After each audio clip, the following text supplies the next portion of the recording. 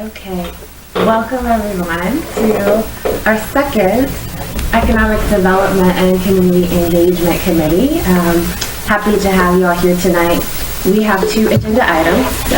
One is to hear about business development tools from LISC, and we have David, small business specialist with us. And then our second agenda item is going to be to discuss our goals as a committee. And we have Greg Oros with us as well with the city of Norwood. So this time, we're going to ask Amber to begin sharing a little bit about LISC and some of the business development tools that are available. And just so that the public is aware, these are tools that are available independent of residency, but we felt like it'd be important to share with residents, knowing we do have a number of small business owners here, but just making aware tools that council can help support. So I get to speak into the mic? You sure do. Okay. Yeah, feel free to adjust it. Alrighty. Hopefully I've adjusted it well. So I do have some handouts for you all that I can give you later if you like. Okay. Oh, okay. There we go. Thank you. So I am Amber David, small business specialist at Local Initiative Support Corporation, or just LISC for short. We are a national community development financial institution, or CDFI. We work in community development. Essentially, we are an intermediary for community development and a nonprofit lender. So we're based in New York City, or headquartered there rather, and we have 31 offices throughout the U.S. In the area of community development, it looks different across the country. Here in Cincinnati, what that looks like is having, initiatives in affordable housing, placemaking, so place-based strategies to help neighbors feel a part of their community and a part of the development that's happening around them, as well as cool creative things that I can't do, like murals and things like that to help folks feel invested, as well as small business financing and financing for real estate development, pre-development. So within the area of small business, we have several different tools that are available, really with the coming from the premise that there are plenty of small businesses who are not yet ready to take advantage or to qualify for traditional financing. So a bank may be, has a very small box or very stringent box of qualifications that a business needs to be able to fit into. And so our criteria is a little bit broader.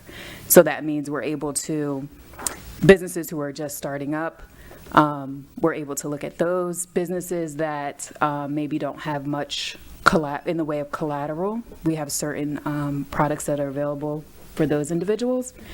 And then, or let's say they need some assistance as far as tools, like, actually, you know what I'll do?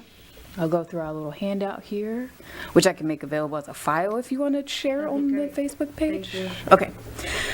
So let's take a look at this first page, and really what I want to focus on. So it says the toolbox at the top and microlending on the right side. So Kiva is an example of a microloan that can be utilized by businesses in all stages for plenty of different business needs, whether it's purchasing equipment, doing a marketing campaign, purchasing a point of sales system, a wide variety. And these businesses could be in various stages, whether they're just starting up or they've been in operation for 5 or 10 years. But maybe they only need a small amount of capital infusion to be able to go to the next level. So that would be anywhere from $500 to $10,000, and these are 0% interest loans, repaid over 6 months to 3 years, and it's crowdfunded. So anyone familiar with GoFundMe or Kickstarter, things like that? So it's kind of that premise in that you tap your network in order to invest into your idea, your business.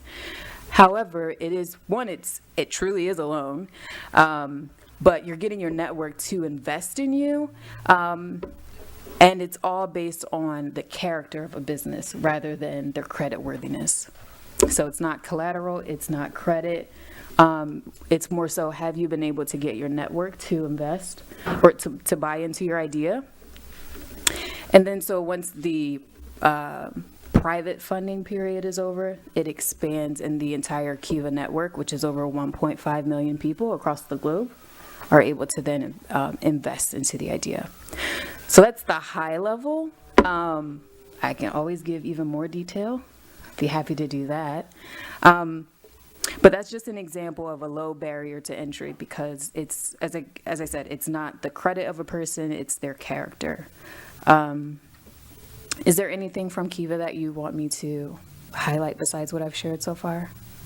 I'm just curious. Is there a certain percentage that you look for the borrower to tap into their network for? You said that you, once they get some investment on their own, how does that work exactly? Sure.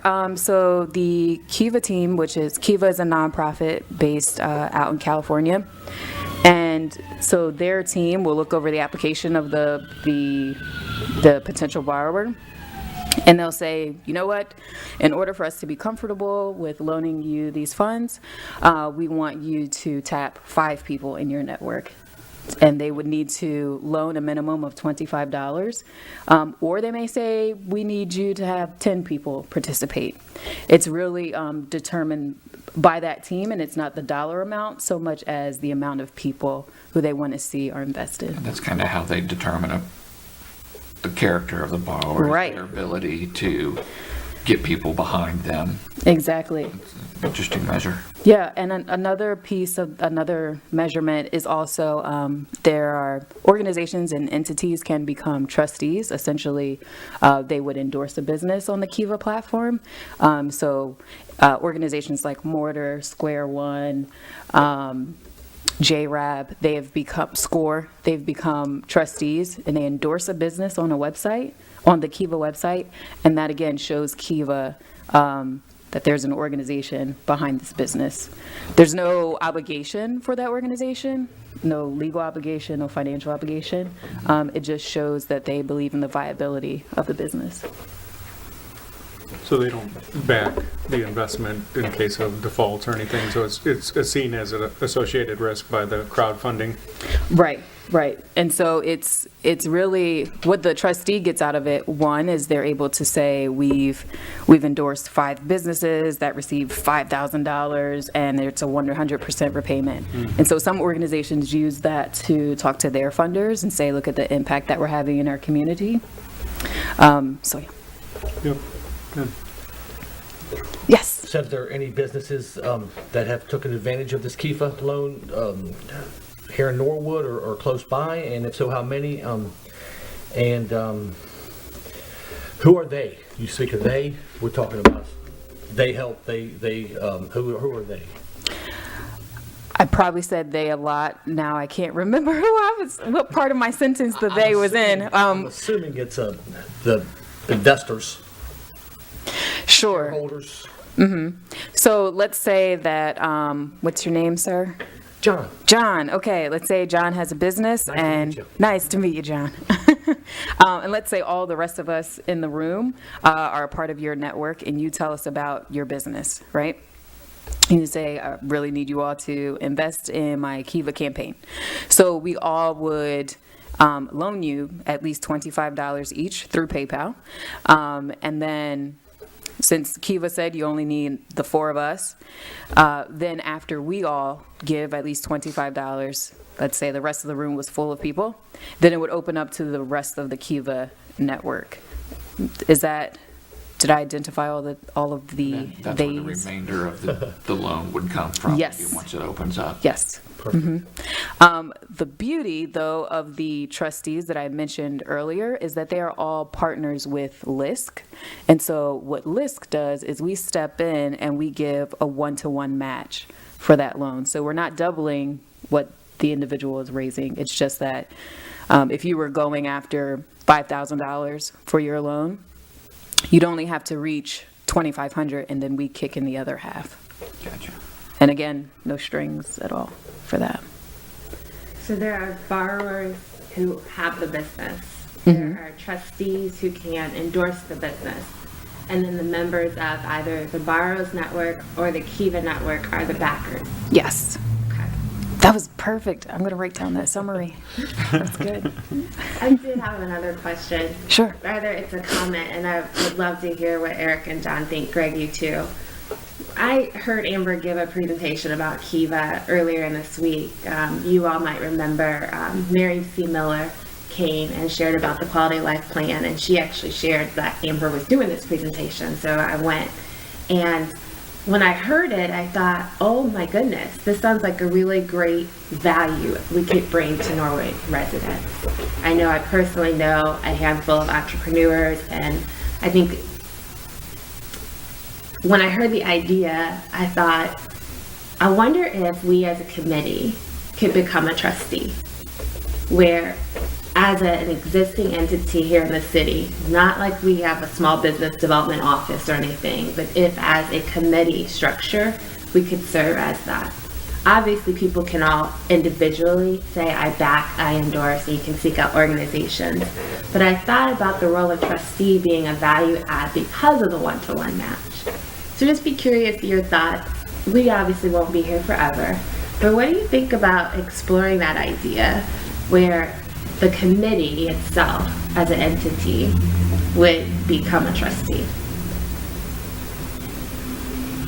I think it's a great idea. It's a good way to get us directly involved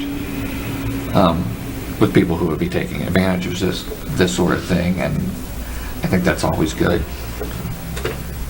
Creating the connection to the borrower. Right, and to our community Yeah. as a result of that. Yeah. Any thoughts, Greg or I'm John? not sure, do you have any experience with municipalities kind of helping out or facilitating the process? Sure. So here in Cincinnati, and that reminded me of the second part of your question of who has actually participated in this program. So I'll talk about that as well. But as far as municipalities here in Cincinnati, or greater Cincinnati and northern Kentucky, we've not yet had like governmental bodies participate, but we have CDCs or such as like Price Hill Will, who are participating. However, in our other markets, so those 30 other offices that I've mentioned, it's either the economic development department or the city just kind of as itself can become a Kiva city. It just hasn't taken off here in Cincinnati yet. And this is also our first time having a dedicated staff person within the LISC Cincinnati office to go out and formulate these relationships. So you all could be the first. But no pressure because I'm here. I'm not trying to pressure you. I mean, I'm hearing about this program for the first time tonight. What kind of outreach does LISC do to the business community, especially small business where they might not have the ability to access things like larger businesses do? How do you actually go about identifying businesses that might be interested in this? Sure. So for me, it's strategic and scattershot. I kind of just go out into the community, do cold calls, things like that. But also we've developed relationships with different accelerators within the city, and we'll go into different sessions that they have, and just talk to the businesses about their options. Not always specifically about LISC, but just in general, what are the financing options out there? We've set up bank referral partnerships. So the banks, like I said, they have a certain box, and we see ourselves as a stepping stone. So they may send a few businesses to me because they feel that we can help them to get to that point when they then be able to take advantage of traditional financing. So I've got an origination plan if you like to see all my secrets of how we do outreach, but yeah. Those are some of the things that we do. Great.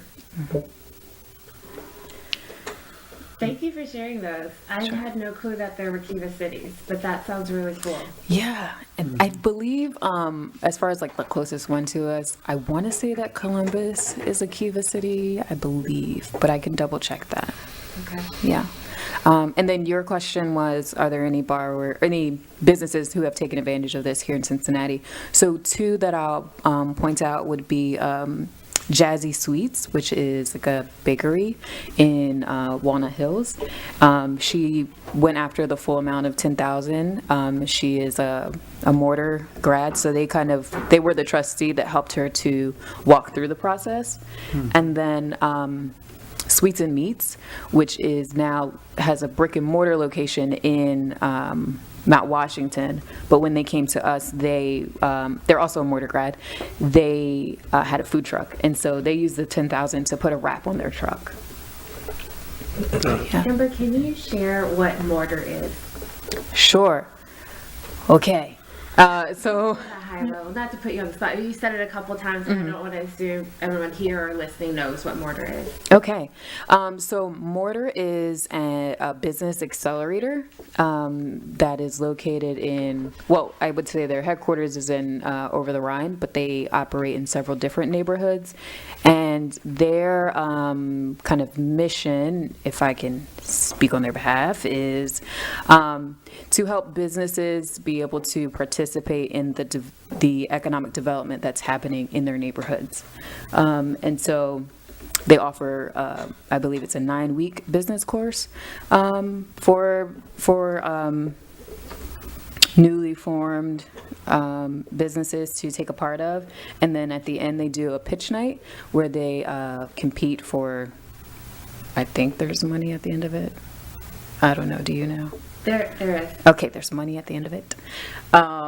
But they have assisted over 120 businesses over their 3-year tenure. So, yeah, they're really helping a lot of folks to take their businesses to the next level. Thank you. Sure. Were there other tools you wanted to mention tonight with your toolbox? For the most part, this is for your perusal. And the only other thing I'll say is, there are some businesses that you'll encounter or that you've already encountered who the Kiva would kind of be that catalyzing fund for them, and they just need a small amount. But you'll also see on the left-hand side of that first page that we offer financing that would be helpful for larger companies or who are a little bit more mature. So if they need working capital, if they need to purchase equipment, if they'd like to do a business acquisition, we're here to help for those, those companies as well who are ready to make that leap. So yeah, but I'll let you all take a gander at that.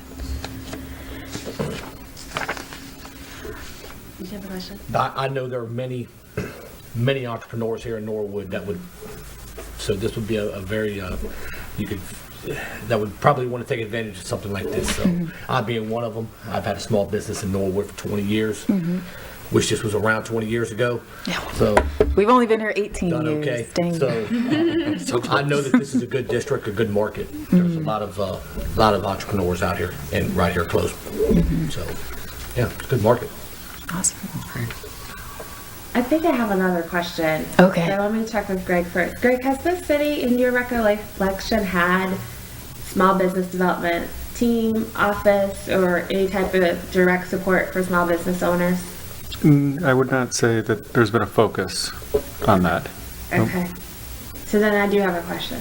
Okay. Amber, are you able to help us as a committee and as a city think about, to John's point, putting together this and other tools to, obviously, I think, well, I won't say obviously, you made us aware of mortar, which would be an option for folks to apply to. But if they didn't want to go that route, is there a way that we can use this and maybe other tools as a city to kind of put together something, whether it's online or our own 4 weeks hosted by John, who's had his business for 20 years?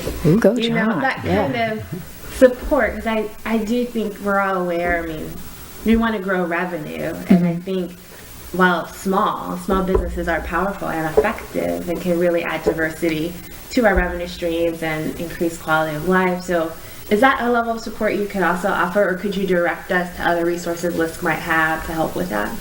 Sure.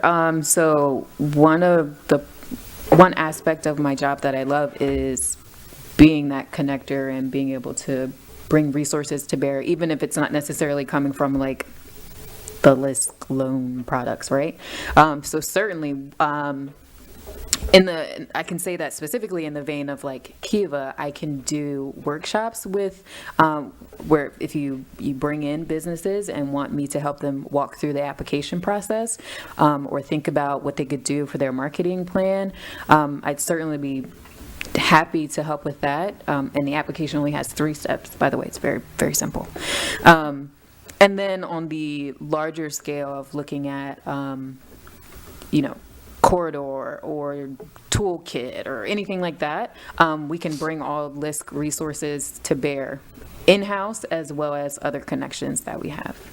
So, yes, I should have just said yes. That's great. So I'm enjoying your response. I mean, it's helpful for us in the room. It's helpful for anybody watching. I know I'll probably go back and watch this too, just to be like, all right, what are we going to do next? I think part of my vision, which I'll talk about later, is to really see how we can set up more resources for the city to be a liaison with residents who want to take that step, but also just clarify that process so people aren't struggling, they're not doing stuff and then realizing, whoa, I didn't realize that impact. So I'm glad to hear what you're saying, and we'll continue to think about, is it asking you to come back here? Is it correspondence in between meetings? Like how to really think about that. And of course we'll pull Greg in too. Absolutely. I'm really glad you could be here tonight. This is helpful. I will scan this and put it on our website, I'll try and tag it on the page where the... I could send you an electronic copy. Yes, you did say that. Once you send it, I'll try and add it to, I don't know if I can add it to the posting, like a comment on, I think maybe I can. Under the feed for this meeting. Oh, I can send you the link. You can attach a link. Oh, Yeah, I can send it as a link as Maybe a well. PDF link or something. Yeah, I can do that. Let me great. write that down. May I also say thank you for having me. Absolutely. I appreciate it. Thanks for being here. You're welcome to stay if you'd like. After you're ready to go, you can go. It's your choice. Oh, I'm gonna stay. I'm just gonna Yeah. turn the mic away from me. Ms. Davis, thank you You for your sure can. presentation. You can do that. Thank you. I'm sorry to interrupt. No. Yeah. Yeah, thank you for being with us. Sure. I think there's some good springboard here. So, and thanks for staying. Learn a little bit more about it. So, Craig, thank you for being here. Yeah, thanks for having me. Glad to meet you. I know that you're here, and I would love if you start. Tell us your title, how long you've been working with the city, and what do you do as the entree into thinking about like our goals as a committee? Okay. Well, I am the city planner for Norwood, but it's a unique position because it's a consultant position. So the city has never, there was a planning director way back in 2002, I think. And then I think just for city resources, there was never quite enough funds to hire a full-time planner on there. So that's where sort of this position was created as a consultant for the city. So I have obviously my typical normal day job, which is I'm a city planner up in Warren County for Warren County Regional Planning Commission. And then I'm a consultant for the city of Norwood. So, but I do try to make a very regular, like I'm here on Fridays, all that. So I make time to try to get down here, and then also schedule time during the week to work on things. So my history here, since I've been here, it's been kind of a mix of sort of planning, a little bit of assistance of economic development, and then I have a background sort of in landscape architecture / landscape design. So that's where I do a lot of things with the parks as much as I can. So kind of the big thing and challenge that we've always run into is obviously budget constraints. So I think we could do significantly more things if we had more money to do some things. So what I've tried to do since I've been here, one of the big things we did was the zoning update. When I first got here, we had sort of that 1980s zoning code, which was encouraging parking lots over the sort of urban infrastructure, the historic urban infrastructure. So we had that high count per square footage that was required for parking. And so you see some of the development that had happened during the sort of 80s and things like that, 70s. So what we did was change it more to a current sort of form-based code. So it brings the building, it gives incentives. It gives almost like as an economic development incentive, if you follow the design standards that are in the code, you get to, in effect, bypass sort of the regulatory process, because we went through as a community and said sort of these are the design standards we're interested in as a community. So if a developer follows those standards, they don't have to go through the regulatory process of the scrutiny of the review, because as a community, that's what we've decided we're interested in. Greg, let me ask you, when were those design codes set? When did we do them? When was the form-based code, when was that established? 2015, Okay. 2016, Okay, something like that. excellent. Could you share that out with the committee? Yes, and I can give you, what it is a copy of the zoning code. So it's integrated into the zoning code. It is. Okay. And I know that's a difficult thing to find, that zoning code online, and that's why we're going through, so part of that, we're going through codification. That was a push by a lot of the council members, because it is difficult to find Norwood zoning code online and to find it in a fashion that you can print out easily, and even if someone needs to go through the PUD process or anything. So that's what I'm currently working on as well, making as many sort of changes as are needed at this point to solidify the zoning code, so that when we do codify it, just in case we don't get to it for a while, because the last codification was in 2009. Okay. So just in case we don't get to it again here for a little bit, we've made as many changes as we feel is necessary before that codification, so that Okay. we have a usable document. But I can get the PDF version of the one. I've taken all of it from online and put it into like a document so that it's a usable PDF. Okay. Right there, and pasted that together. So, and that's where we're, right now, one of the things we're working on is the residential guidelines for homes. So all of our form-based codes were all related to commercial development, and it goes throughout the whole city, but it pretty much just says it looked at the historic infrastructure of Montgomery Road, our neighborhood business districts, and said, yes, it's to the road. All of our infrastructure is built to the road, so that if you zero lot lines, no parking requirements for most businesses, so that you're not getting these buildings that are stuck unusable along Montgomery Road because there's no parking along that area. So, and then other design requirements related to that. So we're trying to do the same thing with residential as we're getting more infill development to make sure that it fits within kind of the urban fabric of our neighborhoods. With that, we also did the sign code update too, because it's weird, we allowed certain signs that were sort of old-fashioned, but didn't allow some of the more out-of-the-box sort of marquee type signs and things like that you're seeing a lot of businesses do. So, and then for the parks planning and stuff like that, with my background in landscape architecture planning, I did worked on the design for Waterworks Park when it was initially put in, and then like Linder Nature Preserve, we've been trying to get that thing more and more up to snuff. That's an interesting park because it's actually located outside of our boundaries up towards Pleasant Ridge, but is actually a Norwood park. It was donated by the Linders years ago. I actually chair the Parks and Streets Committee here, Okay. so I'm Oh, going to good. talk with you later about some Yes, stuff. that's great. And I would love to do more and more with parks. Has been more of the funding, has always been the issue related to parks. So it's almost had to be grassroots efforts. Shepherd Chemical Company had donated 100 trees to the city of Norwood, and so we did volunteer efforts to plant those trees, and so we've been doing those the last couple of years. So it's just trying to take the dollars that we have and stretch them to the furthest extent that we can and look for small grants and things like that for it. The other one for economic development worked on, we have a Brownfield assessment grant that's been going on for a couple of years now, and worked on getting that grant with the consultant who's now working on it. So that's a decent sized grant, and that goes and looks at, does the phase 1 and the phase 2 for certain sites in the city to make sure they're good to go if development is interested in happening there.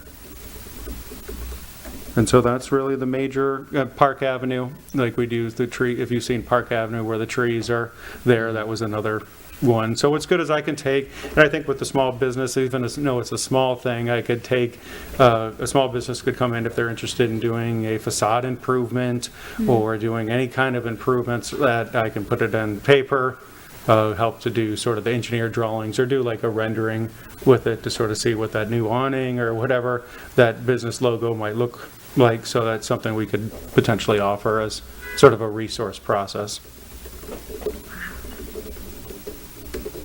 This is great.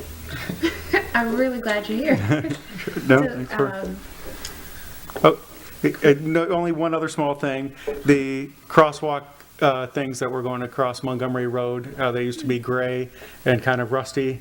We got some grant funds and we worked on painting those, and that's what they're black now. So I think they fit in. So it's just a small changes. Pole. It's literally the poles that for the street lights that go over it, and then the crosswalk signs that go with. So small little things that it's hard to notice, but if you keep doing them, they add up. Right. Trying to just stretch the dollars as much of an impact as you can with the dollars. Sure. That seems like the theme. Yeah. It has to be the theme, and it's the limiting factor, really, Sure. on ideas and structures, and that's why they have to be. I think you're being a resource and things like that. It's a good idea. Where things that we can do to help, but don't necessarily cost the city substantially. That's always the challenge.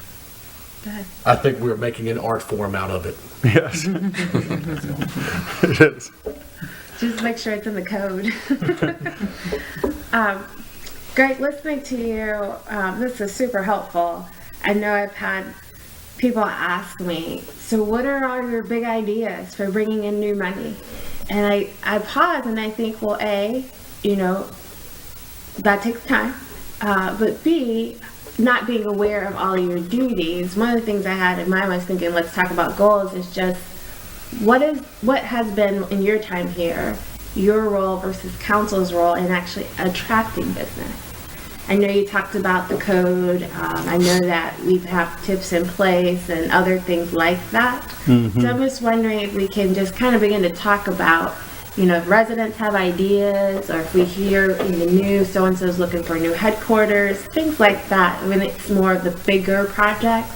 Yeah. How might we collaborate or be leaning on you, look for direction? Because to your point, we're all doing day jobs. And at this point, I'm just not very familiar with what has been the role of council, and really how do we work with you given your charge and your contract role? Yeah, and so for the larger scale, that has almost always been handled under the building commissioner with Jerry Stoker. So he's the default economic development director. I mean, I don't know, I think if that's directly his title, but that truly is under his sort of jurisdiction on that, and so I try to help facilitate that in any way. But that doesn't necessarily follow under anything that I've been really asked to do. That's been under more his. So people ask me like Paycor and different things like that. That is more like what he is. He administers those type of things. Okay. That's a great point of clarity. Thank you. No problem. Okay. The other thing I wanted to ask about, this might sound silly, but you talked about the crosswalk and getting that painted. Beyond that, does your role as a planner intersect with the use of the crosswalks? For instance, I've had the experience myself, and I've had residents remark the light switch for walk, don't walk at Montgomery and Sherman is about 3 seconds. Okay. And so if you're not looking for those 3 seconds, you automatically get the blink, which means clear out, don't start. And so it creates a logjam all the time. And so curious, like, is that your domain? Is that someone else's? No, I think it's more into transportation, the engineering, I would Okay. think is the one who goes into the programming of Okay. that. You know, those are more almost mechanical functions. It'd be like, I don't know, Definitely like asking mechanical. like an engineer or someone who, it's just, they're two different sort of functions into there. Whether we could look at specific issues of that and I could potentially help facilitate or try to find a solution to that would be something, but I don't have the know-how, or there's no a master plan system, I think, of all of the lights through the downtown. And if that was, I mean, that could be almost, it's a state route is another one. So, I mean, you have ODOT jurisdiction and all of that. So there's, that's a whole different level of bureaucracy as well. Okay, that's good to know. I'm really glad for your feedback because I don't know. And I think there's a lot of issues like that that get presented, and I'd love to think that, especially wanting to own more community engagement as a committee, we could get some answers to know where to direct people to or even investigate more. I don't think they're impossible by any stretch. I think Yeah. it's one that you could take the time and you look and find out exactly a solution to it potentially. Not, can't go out there and program the, there's not some secret magical computer program that, has it linked up, but I'm sure in some ways it's got to be done somewhere. What that answer is, I'm not sure, but it could, something that could be tracked down. That's helpful, very helpful. Anybody else have any questions or comments based on what Greg has shared so far? I've heard complaints from some residents, and you might not be the right person to ask about this, but it's as good a time as any to bring it up, is our street lights on Norwood Lateral are all dead. And as I don't know who to go to specifically to get those replaced, or what kind of funding even is required in order to get those replaced. So I didn't know, just being as a city planner, is that something that? That's more under the mantle of the safety service director. Kind of And assumed, so we but could bring it up to him. And then to also, in the government, I know it sounds like each one is a different thing.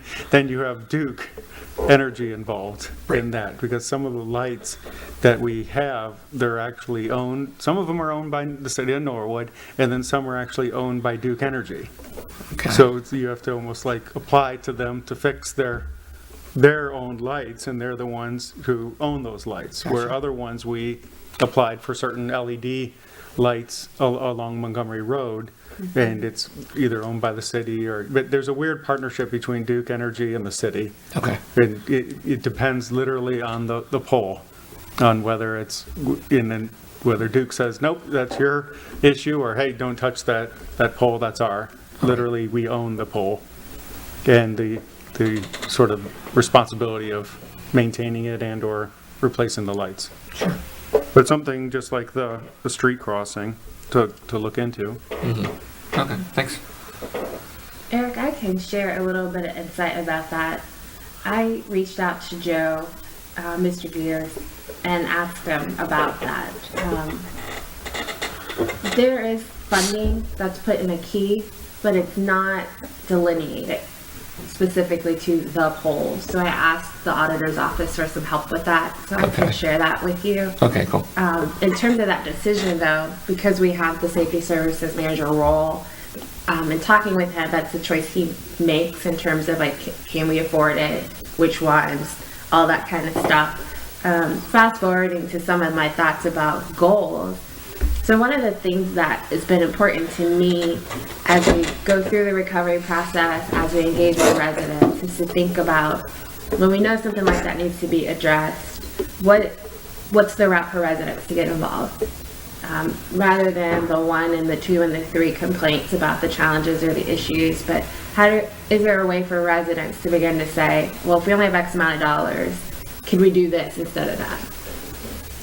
I think there's a space, and that's part of the idea behind participatory budgeting. It's It's not always just set aside a pot of funds and then vote on new projects. I think it could also, especially in our case, build more engagement, build more trust, and just increase transparency around what are we prioritizing in our recovery plan.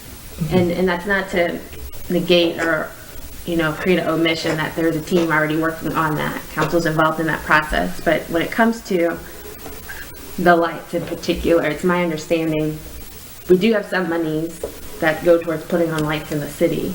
But how do we collectively say we'd actually like the lights for the lateral versus maybe the lights for the ballpark or what have you? And if that is the decision that's being made, then how does the residential voice, how does the community voice get involved in that? Any thoughts?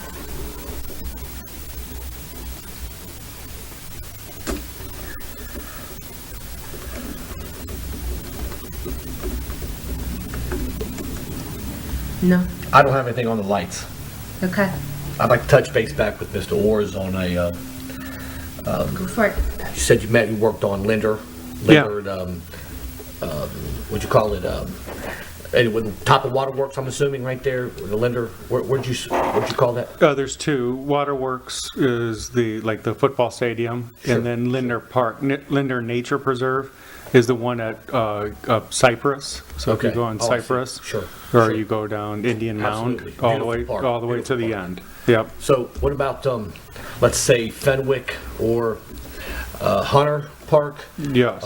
Have you had any dealings with them? Is there anything in the, Yeah, we just, through Shepherd Chemical, just planted, for Hunter, we planted 13 trees out there. So you know how the front is a little open right as you come into there. So a couple of trees right in the island near the parking lot into there that hopefully they were planted tail end of last year. So hopefully this year we'll start to see at least those pop up. perfect. I don't know if there's any, I know there's not funds specific for that park, for new play equipment or anything like that. Marsh Park has been kind of our focus a little bit.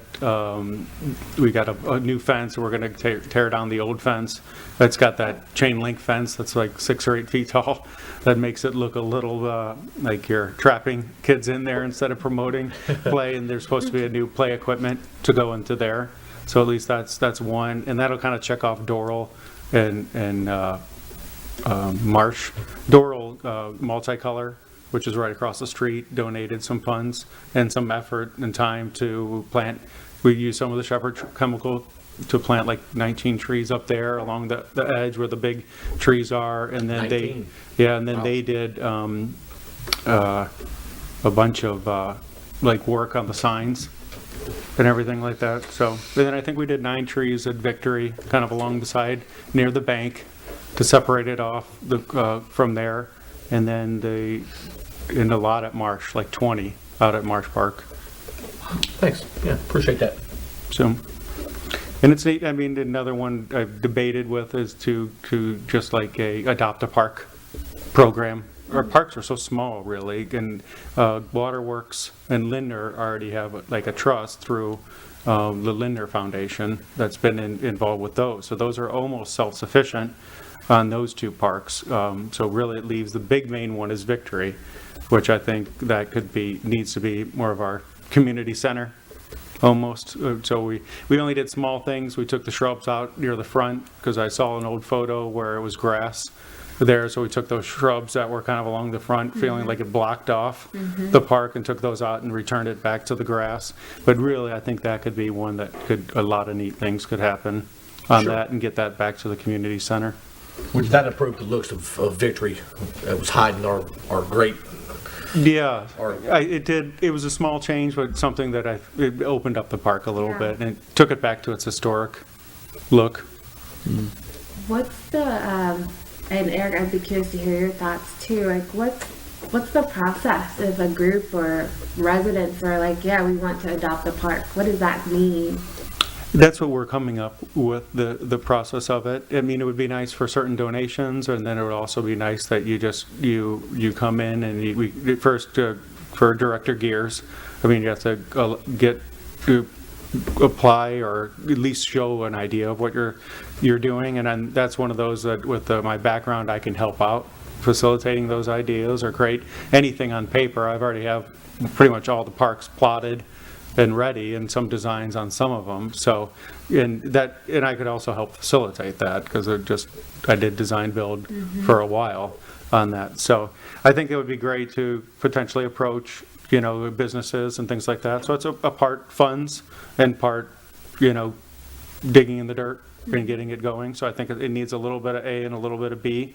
So I know I keep bringing up parks and people say, well, we have other issues with it, but our parks need a shot in the arm, and it's something that's tangible.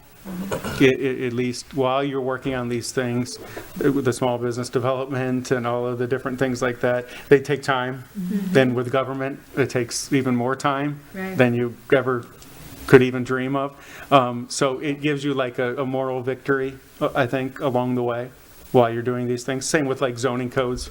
It's on paper, and in the long term, it's going to help and build the urban infrastructure and get Norwood back to what it was and infill those lost gaps that we have. But in the short term, people need a visual sort of symbol of change and progress.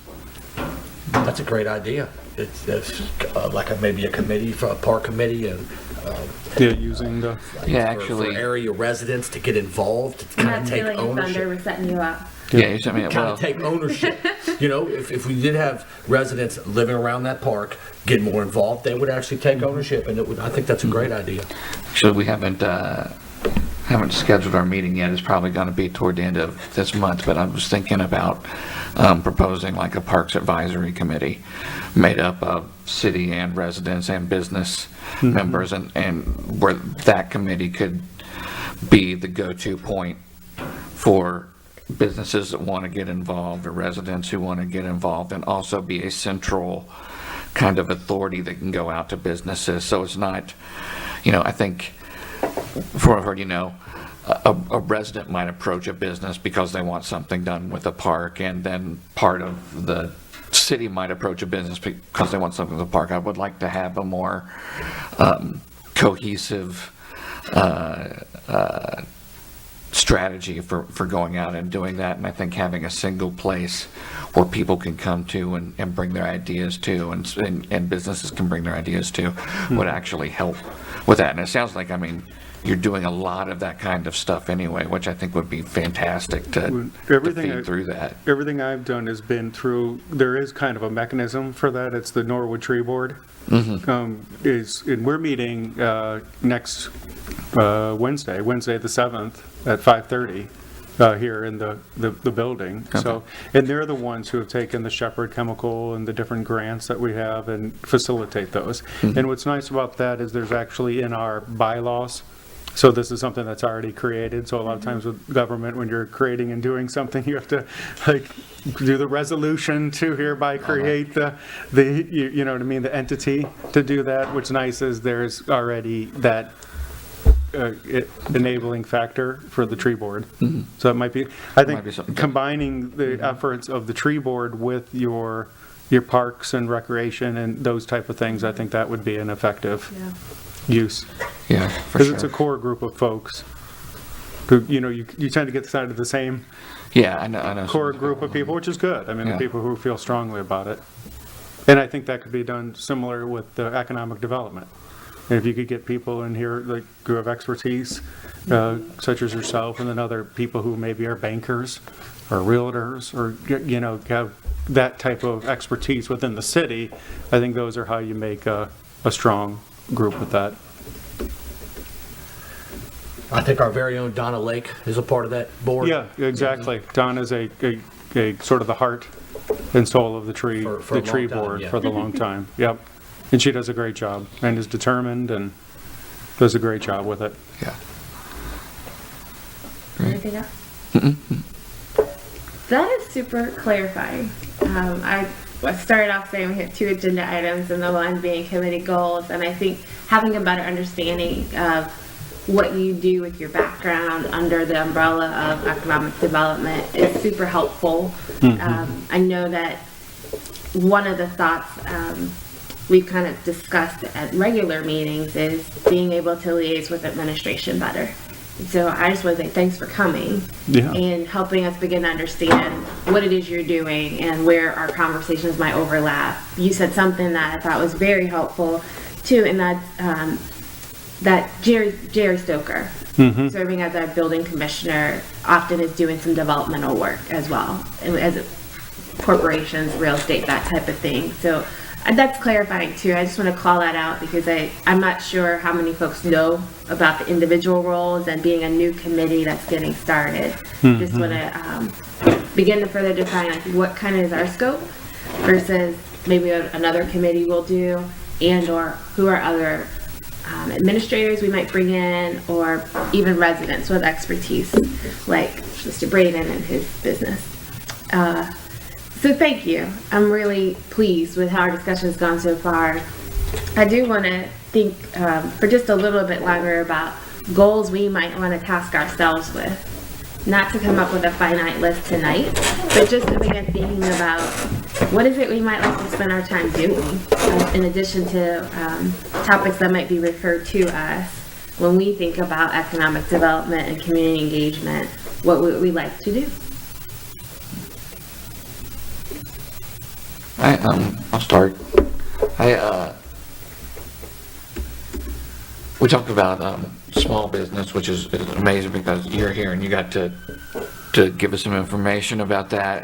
And for me, when we think about economic development for our city, large businesses, the Paycor CDKs, the big businesses, that's where a lot of our revenue generation comes from, and that helps fund our city. But I think that small businesses are what make a community feel like a community. And if we have more small businesses lining Montgomery Road and through the downtown here of Norwood, it would feel like a tighter community, to be able to go somewhere and then walk a couple doors down and go somewhere else. And so for me, I would like for us to think about ways that we can encourage smaller local businesses that serve Norwood as a community, and start keeping, in all honesty, when my family go up to Pleasant Ridge occasionally because there's bars and restaurants and things to do all right in a row. You can park once and hit that all. And it's a difficult kind of thing to do here in Norwood. And there are other places around the city, Cincinnati City, that have been able to address and tackle that. And I would like for us to try to do, even if it's just thinking about it and some thought leadership on it, I'd like for us to tackle some of that.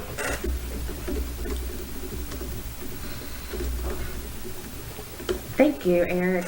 I just want to underscore what you said about thought leadership. I know that's been important to you, and I think given the context that Greg shared just around Keith here as a consultant, and we have, I guess, multiple hands that are working on this, I do think as a community engagement strategy and as a function of our committee's work around economic development, that makes a lot of sense to do some thought leadership around that as well. So I'm glad you called that out, because I think that's the place to start in being able to inspire people to engage in thinking in new ways. So liking that very much.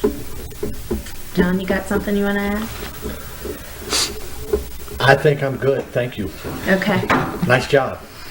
Okay. On the subject of small business, I can bring some. I have been researching this and trying to work on it as well. I'm also president of a Main Street organization, and trying, they've got the 4 points approach, and some of it's design, and then one of it's economic revitalization. And so I can bring in some information over the years of a community resource process that we've tried to establish with that, and then the thoughts of how do you do that. It's a harder puzzle. Obviously, that more is there's no silver bullet, for one, and it's also, I don't want to say ethereal, but it's out there. Like, how do you get just these things out of thin air or get people into there? So I think if I can bring some of those in and we can cut through some of the initial research part of that, of what would make an effective small business. And then also we have all of our corner stores. We passed that corner store legislation for the zoning code. For a while, you couldn't use corner stores at all in our residential neighborhoods. And some of this is a carryover of the 60s, 70s, 80s, where people are coming into the corner store, someone's body shop or something like that, and you have this obnoxious use that's sitting right next to a residential use. So for a while there, if it was in a residential zone, even though it obviously looked like a commercial building that's in a lot of the different neighborhoods, you couldn't use that for commercial. So that's why you saw some of them retroactively sort of being rigged into residential structures, is because you weren't literally allowed to use it as a commercial structure. So we do have the ability now to use those, and then we have kind of just an inventory of what those are, like a stack of there's about 35 or so of those businesses and what they look like, and at least so we have an awareness of them.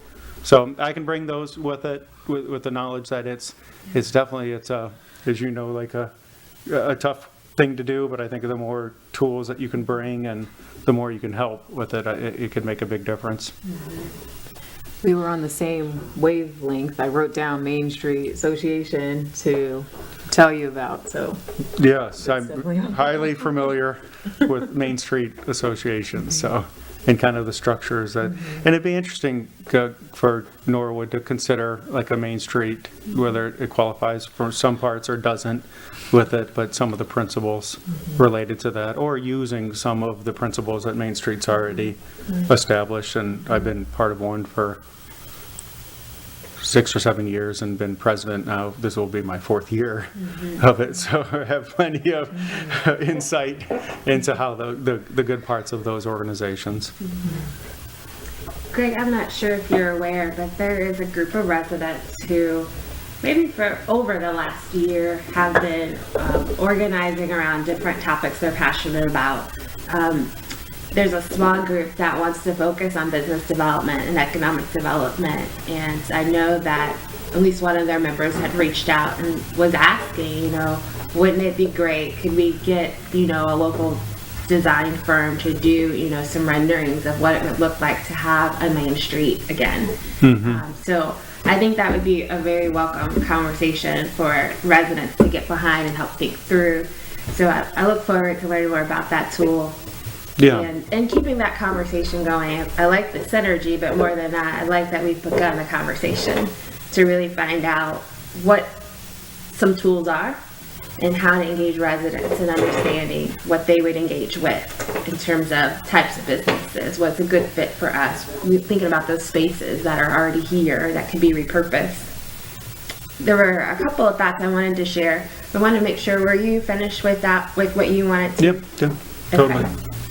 So definitely building on the idea of small business.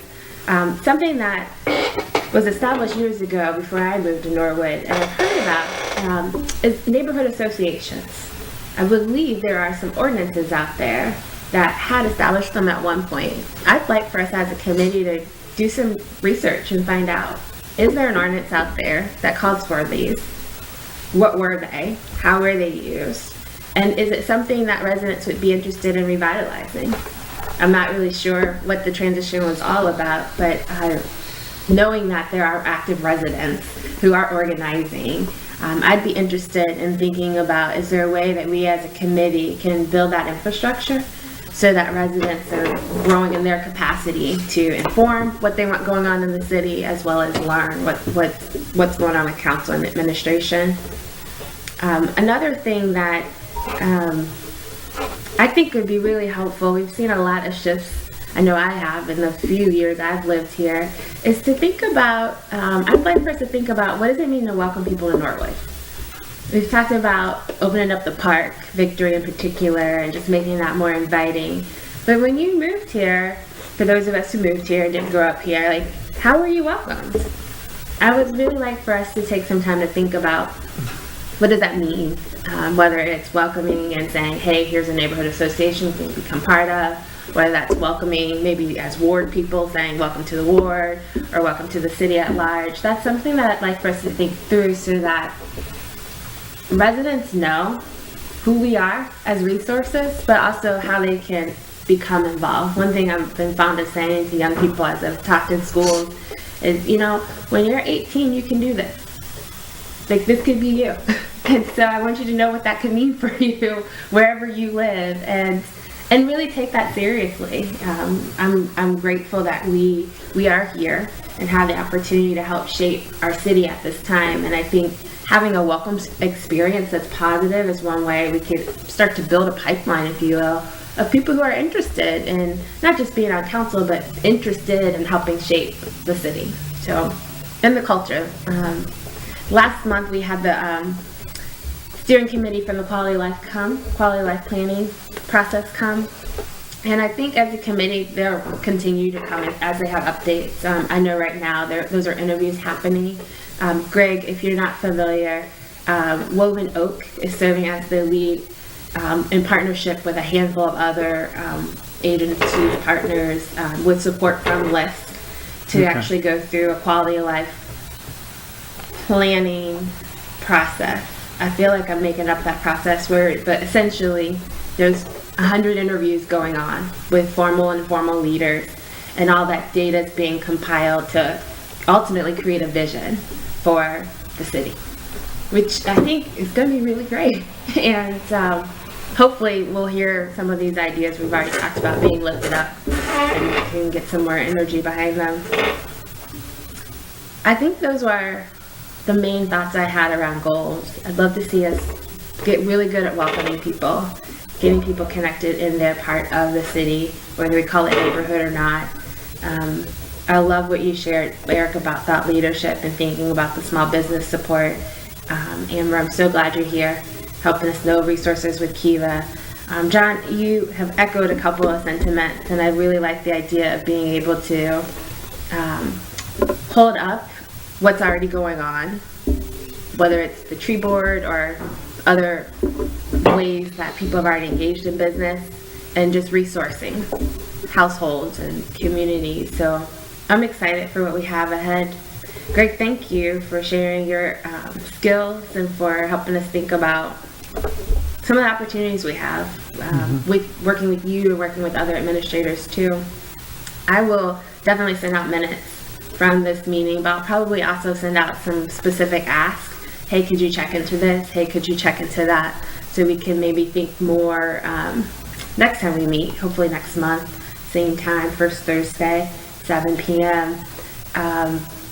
Just about where we can get some traction going, and whether that's starting to vet tools and say, well, hey, maybe we need to let folks over here know about this, or even just thinking about holding a day where we can maybe have a workshop around, if you're thinking about starting a small business, that's what that is. Or maybe it's even just thinking about how do we begin to share more broadly outside of this meeting with the rest of the community, kind of what we want to focus on.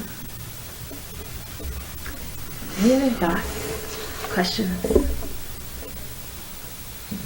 No, thanks for having me. Glad you're here. This has been really insightful, I think, and hopeful. Feels energizing, at least for me. All right, well, thanks for being here. Same time, same place next month. All right. Thanks, everybody. Thank you.